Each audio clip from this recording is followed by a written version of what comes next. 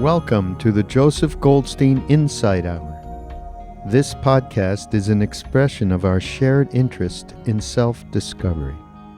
Join Joseph as he shares his deep knowledge of the path of mindfulness.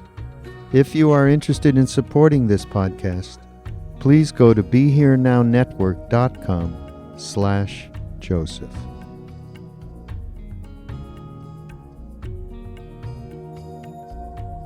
Last week, we began the discussion of the Four Noble Truths, which is the last of the contemplations in the Satipatthana Sutta, the discourse on the foundations of mindfulness.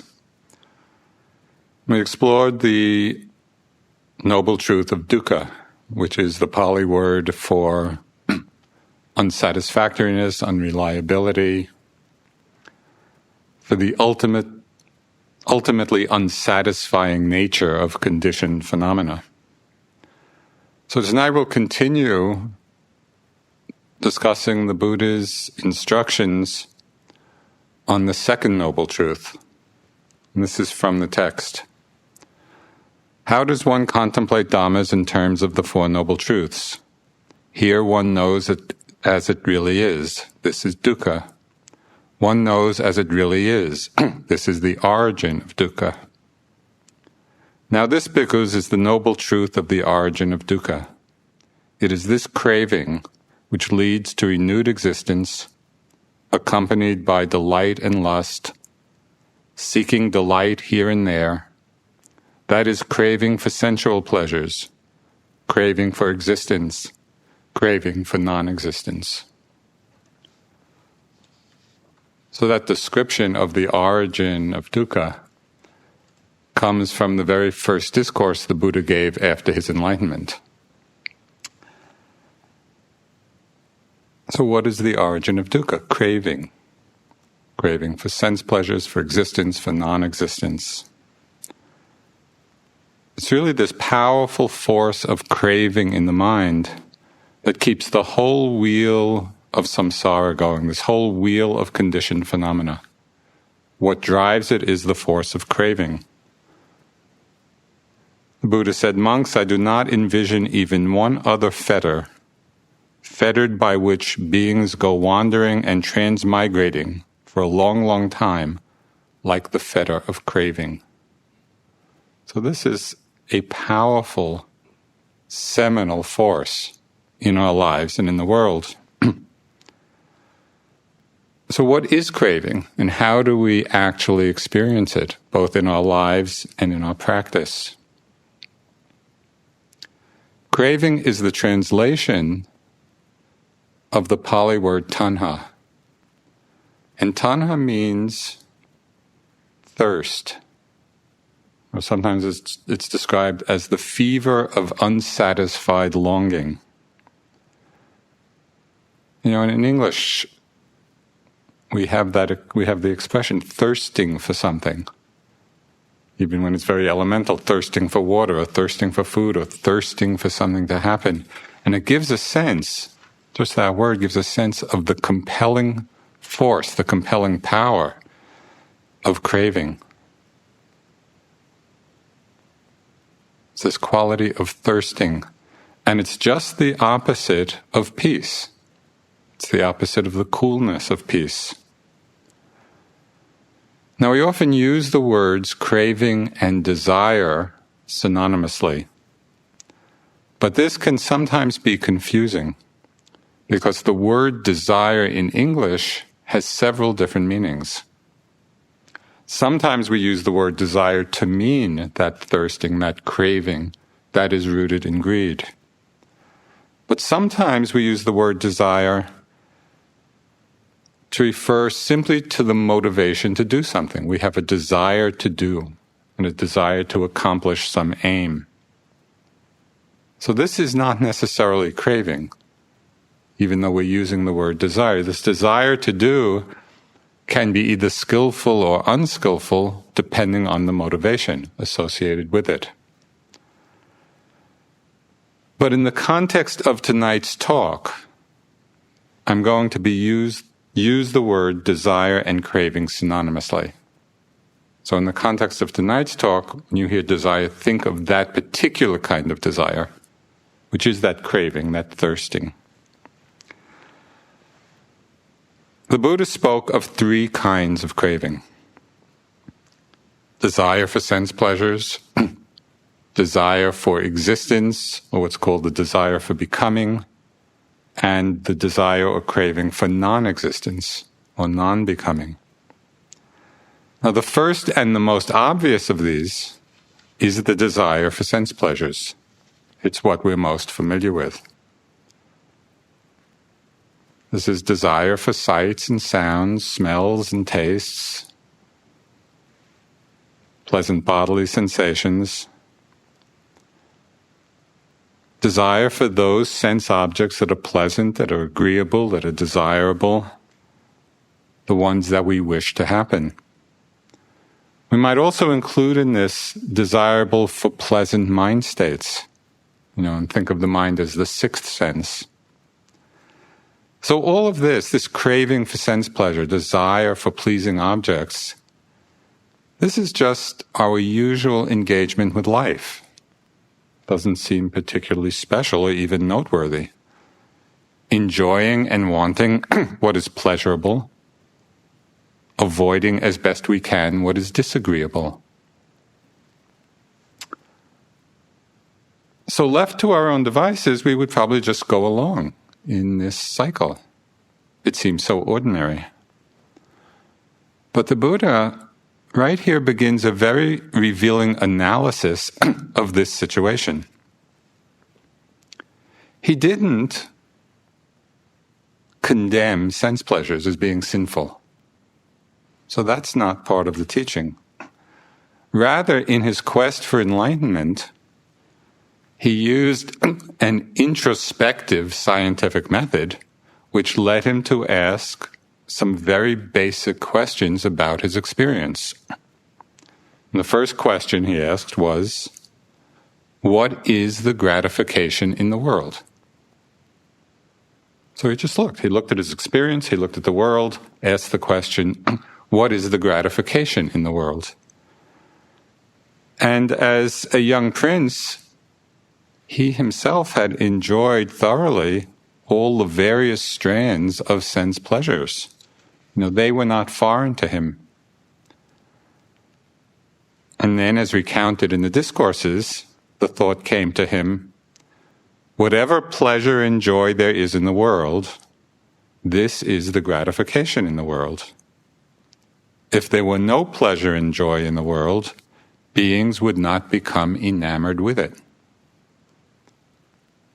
So it's precisely because there is a gratification, there is a joy, there is a pleasure, that we become enamored with the world, that we desire or crave these sense pleasures.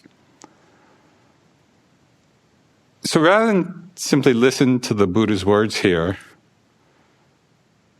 and let them pass through, I think it's helpful to follow his lead and really ask ourselves the same question. So we look at this question deeply. We don't just consider it in a superficial way. What is the gratification that we find in our lives? What is the gratification in our world? What sense experiences are we enamored by? So we should look carefully at this. This is a question that led to the Buddha's awakening, and maybe it would lead to our own.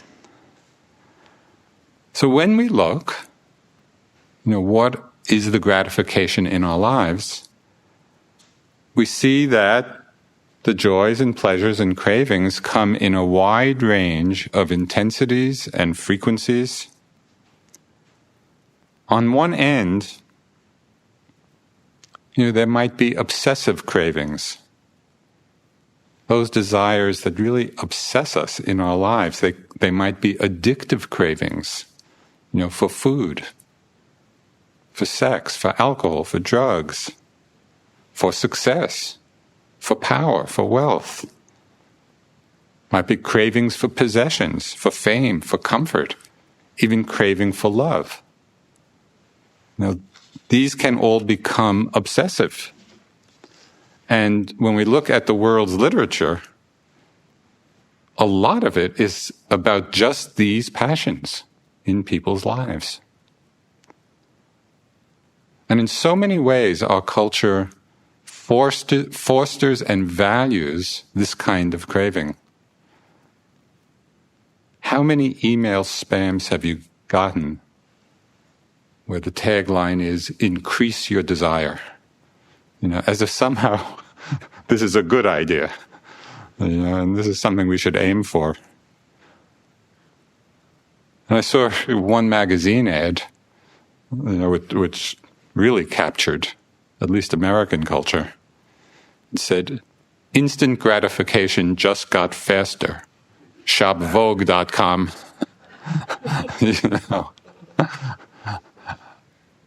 So this is the message that we grow up with.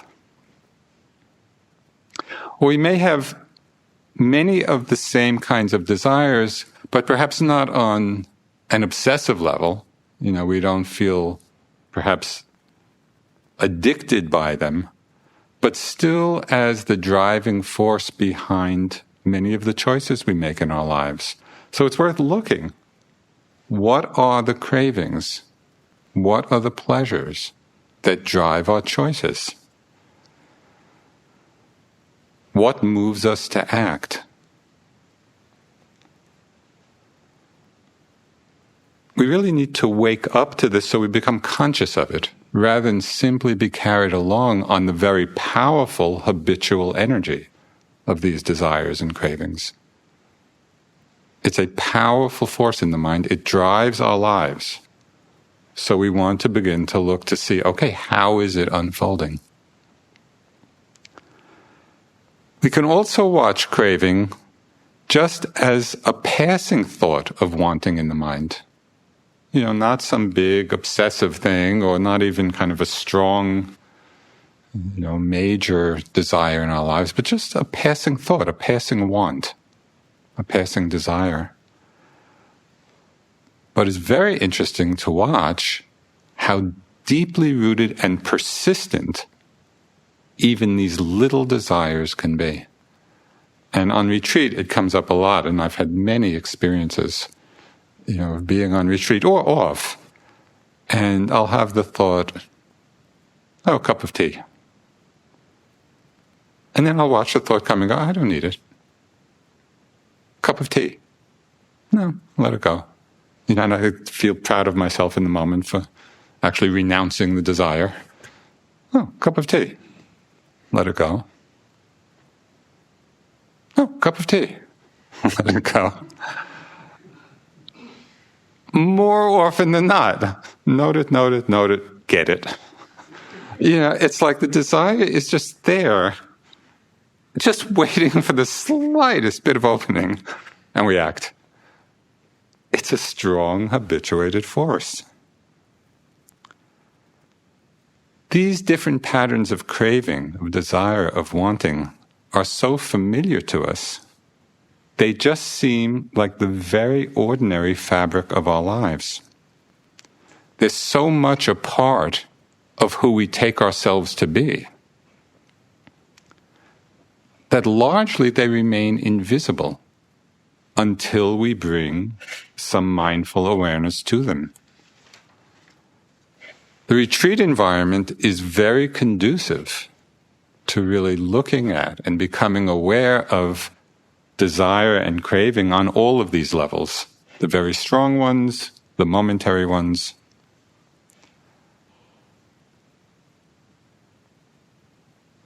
In the undistractedness of this environment, we can really see clearly the gratification that comes. Because just as the Buddha said, there is a gratification, there is a joy, there is a pleasure from different sense objects. So we see that. We see the gratification. Then we see the craving that arises because of that. So as part of your practice during the day and night, notice what you become enamored by. Just you're going through the day, watch what pulls your mind. Watch what desires arise. And notice the craving that can follow. It might be the enjoyment of pleasant fantasies and wanting them to continue. It could be enticing sexual fantasies, or just sitting and enjoying, or food desires, or maybe fantasies about relationships. How many yogi hours have been spent lost in the fantasies of Vipassana romances? Whole relationships played out in the mind where we don't even know the person. It's all just a creation, of our own thought process. Now, at some point of investigation and awareness and self-reflection, it's possible that we can begin to resonate with the Buddha's words when he said, "Whatever gratification there is in the world, that I have found." So he looked to see what is the gratification.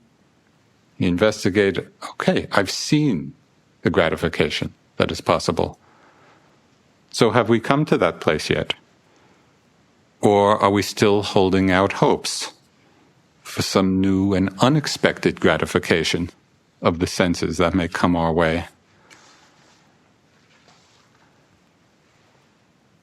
It will only be one of 6 things.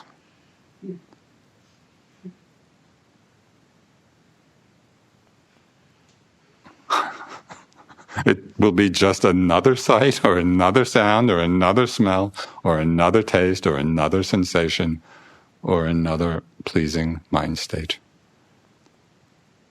How many do we need to experience before we can say, whatever gratification there is in the world, I have seen it?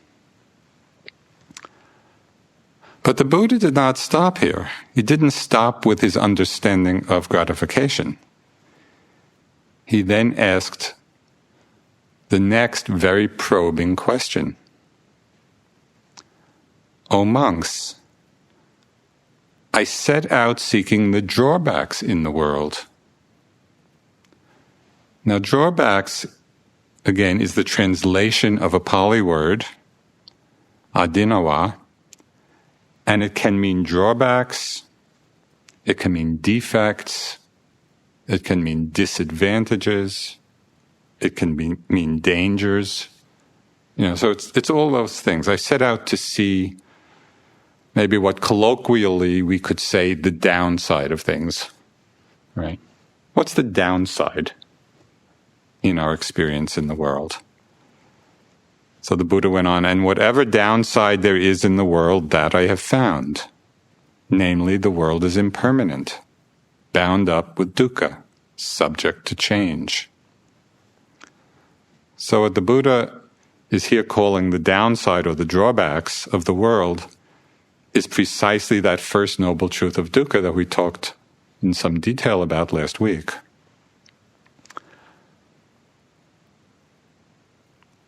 How many of us, though, when times are good, when we're enjoying the various joys and pleasures of our lives, and the joys and pleasures of the world, how many of us have enough prescience or foresight to stop and consider, in the midst of the joys and the pleasures, what are the drawbacks here?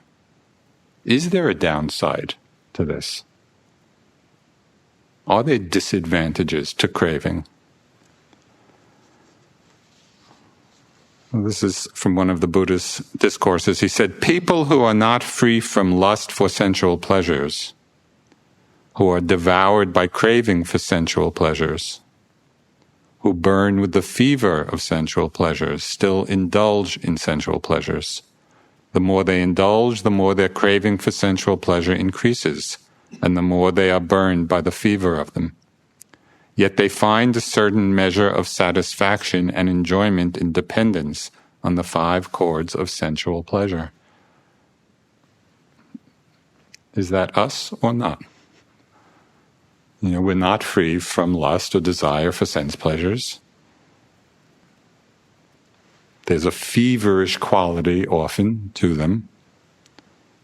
yet we find a certain satisfaction and enjoyment and dependence on them. So we need to look, we need to ask, just as the Buddha did, what are the defects? What is the downside of this? It's not a question of just kind of hearing the teachings and, taking it on faith. It's all an invitation for us to look at our own lives and to see for ourselves.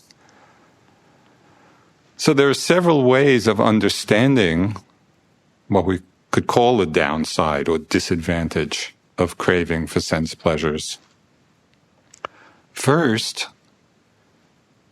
they don't, in the end, deliver on their promise of happiness. We believe that the experience of different sense pleasures will bring us happiness because of the pleasant feelings that arise. In the sense pleasures, we do have pleasant feelings. And it does bring us happiness for some period of time. The problem is that the pleasant feelings are very impermanent, and sometimes momentarily so.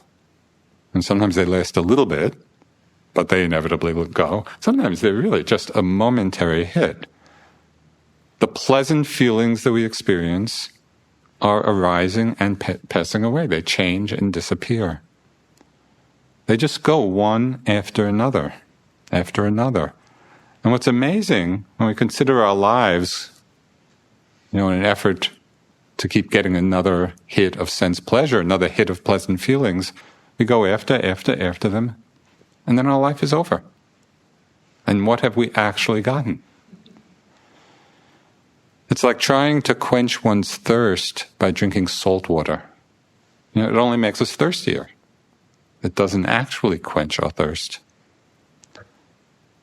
So we should look and see how many pleasant feelings have we already had in our lives. How many different sense enjoyments? Have we had? Countless. In that way, we're quite privileged.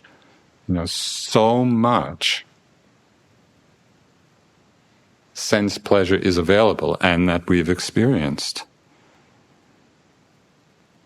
And yet we never come to a place of completion. We never come to a place of fulfillment.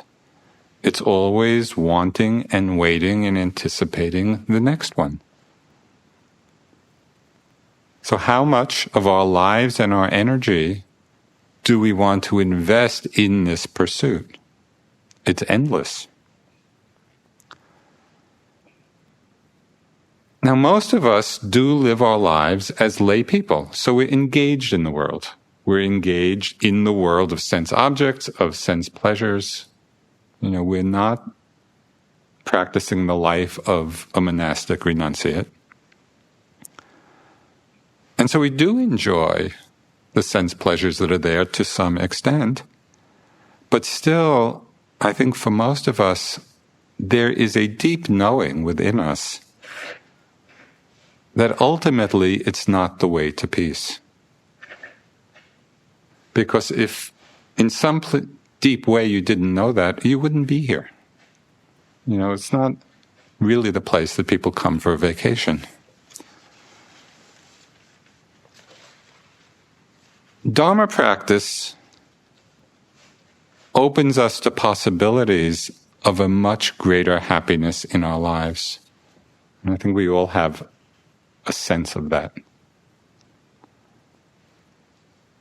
This is again from the Buddha. Formerly, when I lived the household life, I enjoyed myself, provided and endowed with the 5 chords of sense pleasure. On a later occasion, having understood as they really are the gratification, the defects and disadvantages, and the release in the case of sense pleasures, I abandoned craving for them. I removed the fever of them, and I dwell without thirst, with a mind inwardly at peace. There is a delight apart from sense pleasures, apart from unwholesome states, which surpasses even divine bliss. Since I take delight in that, I do not envy what is inferior, nor do I delight therein. So that's kind of a beacon for us, of a happiness much greater than our usual mode.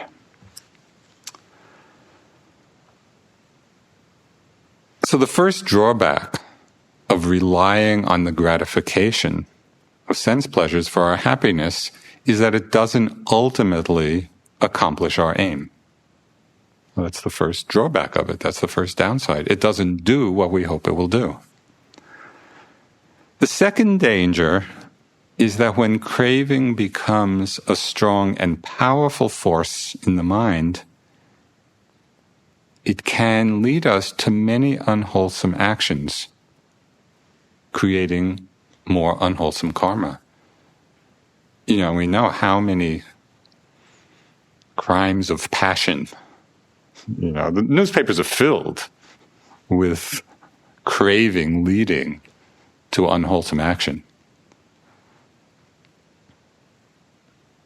Buddha laid out 9 things rooted in craving. So I want to read them. And just as I read them, see which ones, we can understand as having some relevance to our own lives. Some will, some won't. But they're all rooted in craving.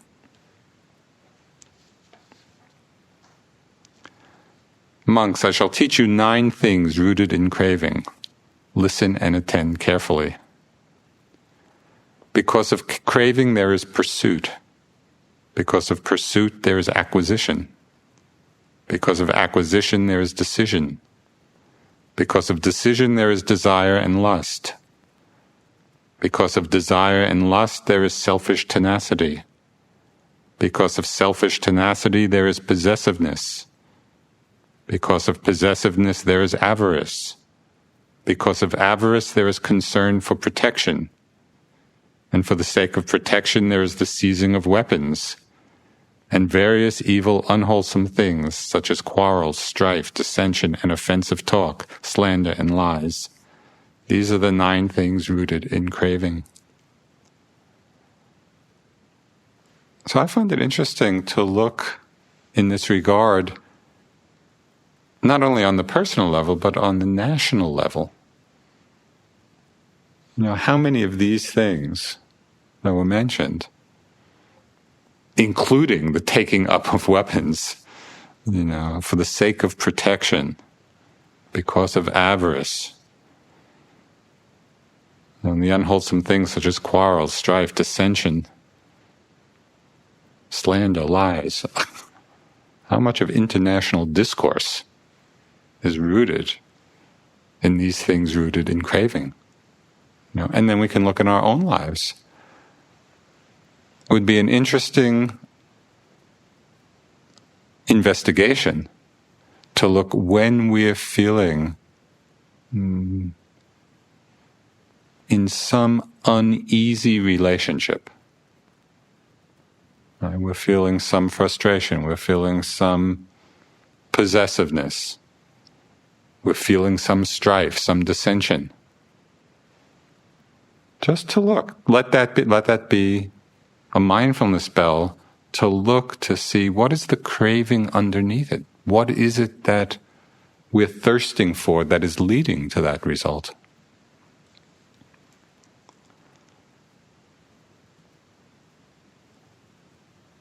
So there's the disadvantage of craving in that it doesn't accomplish its aim. It leads to many unwholesome actions. We can also see the disadvantages of craving just in the way we undertake our meditation practice. Have you noticed times at all of expectation in the mind? A wanting some pleasurable experience, expecting that to happen, or expecting a present pleasant experience to remain. Now the danger here, and this is worth looking at, is that the expectation, the wanting, always brings about a quality of agitation in the mind. The craving, the wanting, the expectation always creates suffering. What makes this kind of craving so particularly seductive is that it often comes disguised as aspiration. We think we're having this noble Dharma aspiration. But when we look more carefully, it's not aspiration at all. It's just wanting. It's just craving. And these two states are very different. It would be worth looking carefully so that we can distinguish them clearly. Aspiration, the aspiration for awakening, the aspiration to arouse compassion. Aspiration always inspires us. Expectation in the mind, this wanting in the mind, the wanting of craving, just locks us into cycles of hope and fear. Hope that what we want will happen, and fear that it never will happen. And that's what expectation does to us.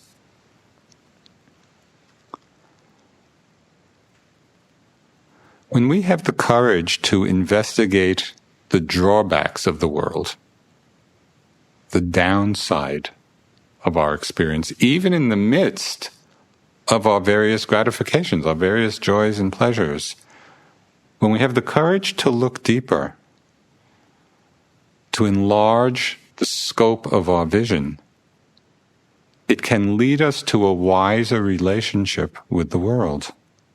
And the Buddha pointed this out very directly. He said, if there were no downside, if there were no drawbacks in the world, beings would not become disenchanted with the world. But because there are drawbacks, beings become disenchanted with them.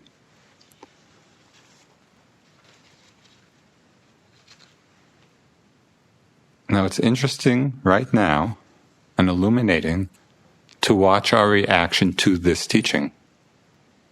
How are we relating now, as we hear this, to talk of the downside of things, the disadvantages of things, the drawbacks, the dangers? When we hear those words as a suggestion for something wise to do, how do we feel? How do we relate to the idea of disenchantment? Does it seem gloomy? Does it seem fearful? Why would I want to do that? Or when we hear these words, this Buddha's probing question, what is the downside of things? Does it depress us?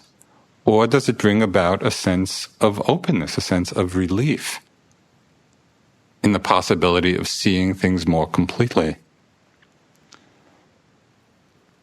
It's helpful to look a little closer at the word disenchanted. So we're talking about becoming disenchanted with the world. What does disenchanted mean? It means to wake up from a dream-like state of ignorance, a dream-like state of enchantment. Now, this is what happens in all the great fairy tales. The wicked witch, puts somebody in a spell of enchantment, and then at the end, something breaks the spell, and we wake up to a greater reality. So just as an example of how this might work, imagine yourselves, on a beautiful beach. The sun is out, and the ocean looks very inviting, and you're running across the beach, kind of anticipating just diving into the beautiful ocean and the waves. And then all of a sudden you see a sign, a warning sign. Caution, dangerous undertow. Do you feel angry at the sign? Or angry at the ocean for having an undertow? Or do you feel a sense of relief now knowing the danger, knowing the caution? You can actually be at ease, acting wisely, and appropriately in that situation.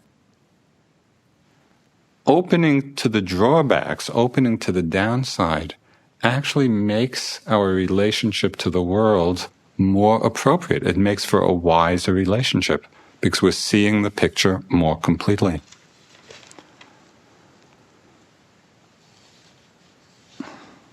Again, this is from the Buddha. O monks, I set out seeking the gratification in the world. Whatever gratification there is in the world, that I have found. I have clearly seen with wisdom just how far the gratification of the world extends. I set out seeking the drawbacks in the world. Whatever drawbacks there are in the world, that I have found. I have clearly seen with wisdom just how far the drawbacks in the world extend. I set out seeking release, freedom from the world. Whatever release there is from the world, that I have found. I have clearly seen with wisdom just how far freedom from the world extends.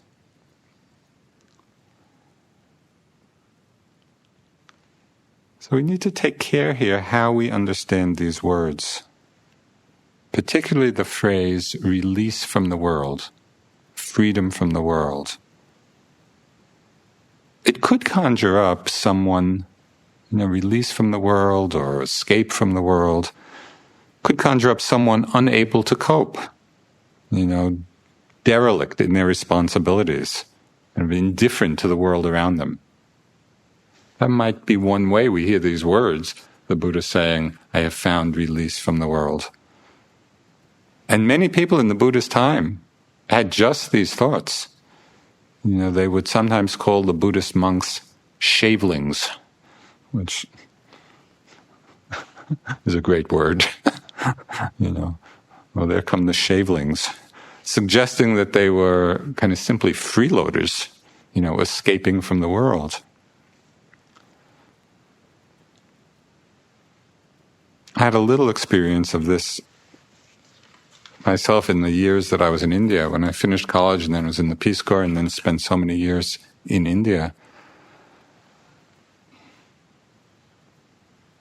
So my immediate family was fine with it, but some members of my extended family, what is he doing there? Most people were, going to graduate school or getting a job, starting a family, and there I was, just sitting around ostensibly, not doing anything, just sitting, watching my breath. I would get these letters, you're killing your mother, come home. But as you know, once we're deeply connected with the Dharma, it becomes the most meaningful context for everything else we do in our lives. The release from the world, the freedom from the world, is not indifference. It's really a release or freedom from ignorance. It's a release or freedom from the forces of craving and aversion and delusion. And this kind of freedom, this kind of release, makes possible a much truer relationship. We really can be of genuine service. And this, of course, is the great aspiration of bodhicitta. That wish, that aspiration, may I awaken from ignorance for the welfare and benefit of all beings. That's what freedom from the world means, or release from the world. It's the release from ignorance.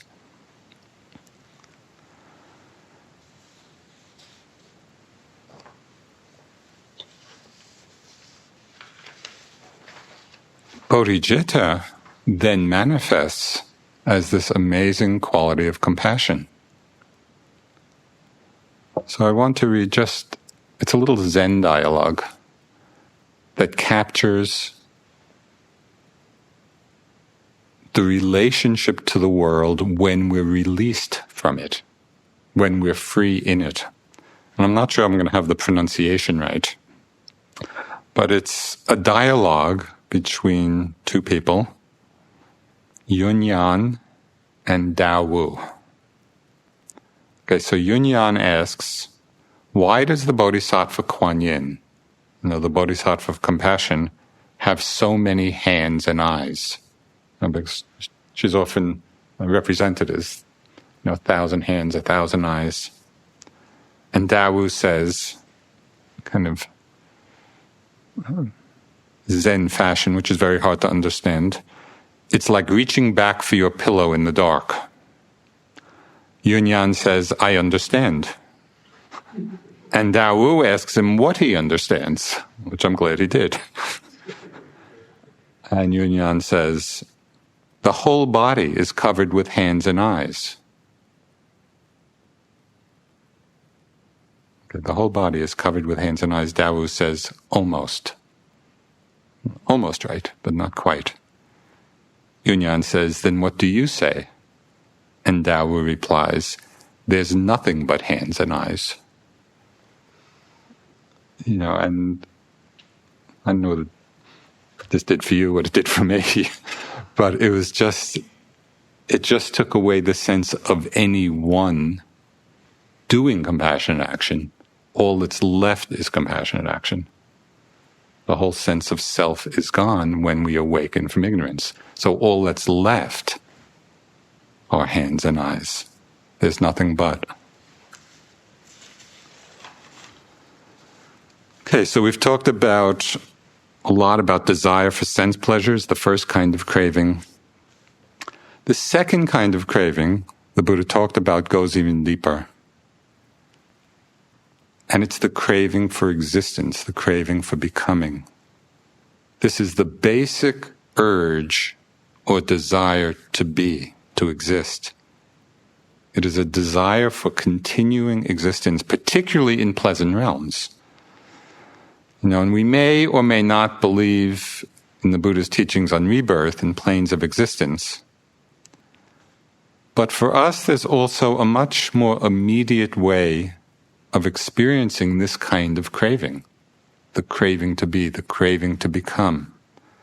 We can see it very clearly in the planning mind. Now, what happens when we're planning, especially when we're lost in planning? We're imagining ourselves in some future situation and then engaging in all the thoughts and actions that will get us there. Just notice how often during the day we get lost in the mind creations of a future self. I'll go here, I'll do that, I'll be this. Our mind is just creating these future scenarios. The Buddha gave some very specific and challenging instructions in this regard. So it would be interesting to see if we can apply them. He said, not reviving the past, not hoping to be in the future. Instead, with insight, see each arising state. Not craving after past experience, nor setting one's heart on future ones, not bound up in desire or craving. Not craving after past experience, not setting one's heart on future ones. What would it be like to live like that? I think it would be a radical change for how we do live.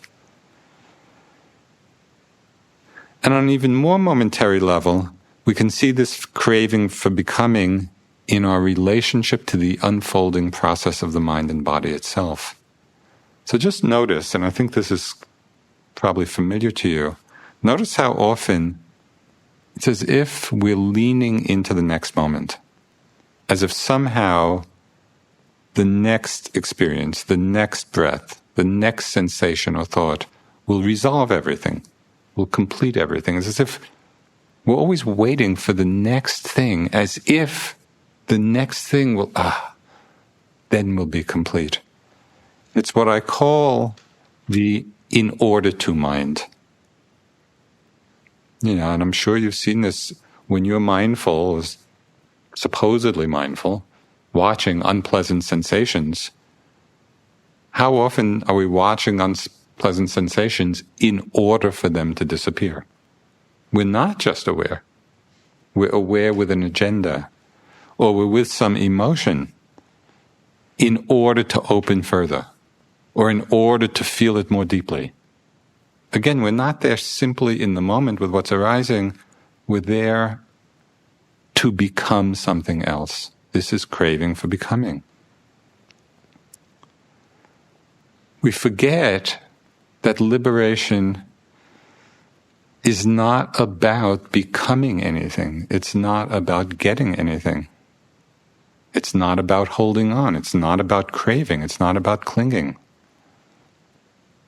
Ramana Maharshi, the great Indian saint, expressed it very succinctly. He said, try to be less, not more. This craving for becoming is always to become more. And the whole process of liberation is to become less, to let go.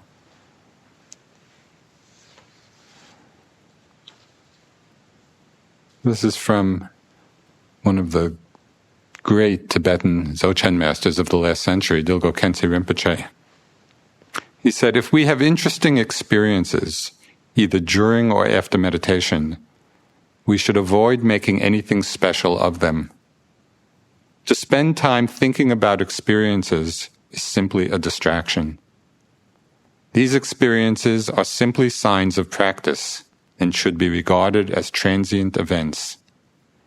We should not attempt to re-experience them, because to do so only serves to distort the natural spontaneity of mind. All phenomena are completely new and fresh, absolutely unique, and entirely free from all concepts of past, present, and future. They are experienced in timelessness.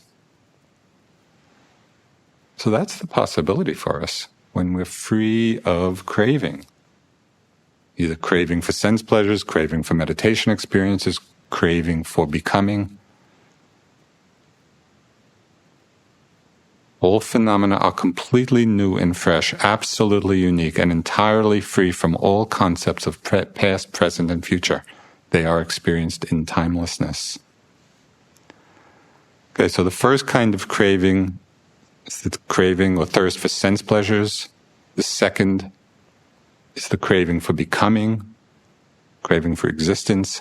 The third kind of craving the Buddha talked about is the craving for non-existence. This is the sense, life is so bad, this experience is so bad, if only I could not be. It's not wanting to be, it's wanting to not be. There was a time in my practice, and it's a time of having a lot of dukkha, a lot of suffering. And at that time, Michelle McDonald, whose colleague, was going through similar things, and we formed what we called the Dukkha Club. We just kind of commiserated with each other about our suffering. And we had a theme poet. I think he's either Central American or Spanish, I'm not sure, his name was Dario. And there was one line from one of his poems which was our theme, and it really expresses this craving for non-existence. The first line of this poem was, "Oh, to be a stone with no feeling at all." And so Michelle and I would just remind ourselves of this. But this craving for non-existence, no less than the craving for sense pleasures or existence, is still rooted in the belief in the view of self. It's a self that doesn't want to be. Now, the writer Wei Wu Wei, he described the absurdity of these cravings based on self, based on ego. He said, destroy the ego, hound it, beat it, snub it, tell it where to get off. Great fun, no doubt. But where is it? Must you not find it first? Isn't there a word about catching your goose before you cook it? The great difficulty here is that there isn't one. And so we spend so much of our lives revolving around this ego, craving for sense pleasures, craving for existence, craving for non-existence. Wei Wu Wei went on to say, whoever thinks that they exist objectively is like a dog barking up a tree that isn't there. So we need to see this for ourselves and to understand this. The great discovery in practice is that on one level, birth and death, existence and non-existence, self and other, are the big defining themes of our lives. But on another level, it's just the dance of insubstantial appearances. It's the magic show of consciousness.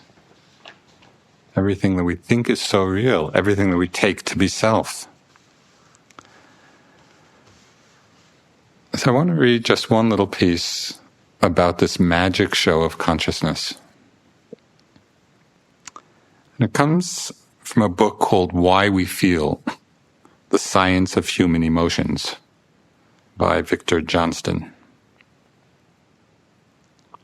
Okay, so just as I read it, it's a few minutes long. Just try to visualize the world it's describing. Consider a world without consciousness.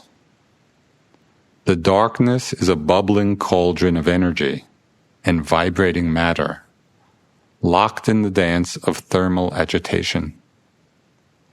Through shared electrons, or the strange attraction of unlike charges, quivering molecules absorb and emit their characteristic packages of energy with the surrounding fog. Free gas molecules, almost oblivious to gravity, but buffeted in all directions by their neighbors, form swirling turbulent flows, or march in zones of compression and expansion. A massive solar flux and cosmic radiation from events long past crisscross space with their radiant energy and silently mix with the thermal glow of living creatures. Within the warmth of their sticky protein bodies, the dim glow of consciousness is emerging to impose its own brand of organization on this turbulent mix of energy matter. The active filter of consciousness illuminates the darkness, discards all irrelevant radiation, and in a grand transmutation, converts and amplifies the relevant. Dead molecules erupt into flavors of bitterness or sweetness. Electromagnetic frequencies burst with color. Hapless air pressure waves become the laughter of children, and the impact of a passing molecule fills a conscious mind with the aroma of roses on a warm summer afternoon. I like that description because it just highlights that the world of our experience is the magic show of consciousness. It's not that there's substantial self-existent reality to it. It's our consciousness, which is gathering in or interpreting, or filtering all of this energy of the universe and creating the world.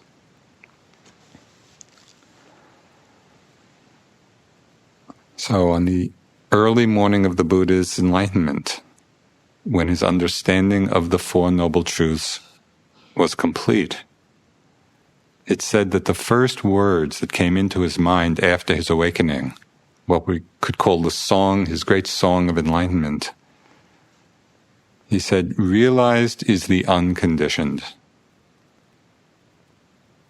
Realized is freedom. Achieved is the end of craving. That is the nature of the free mind. Achieved is the end of craving. So we need to look at this noble truth of the origin of dukkha,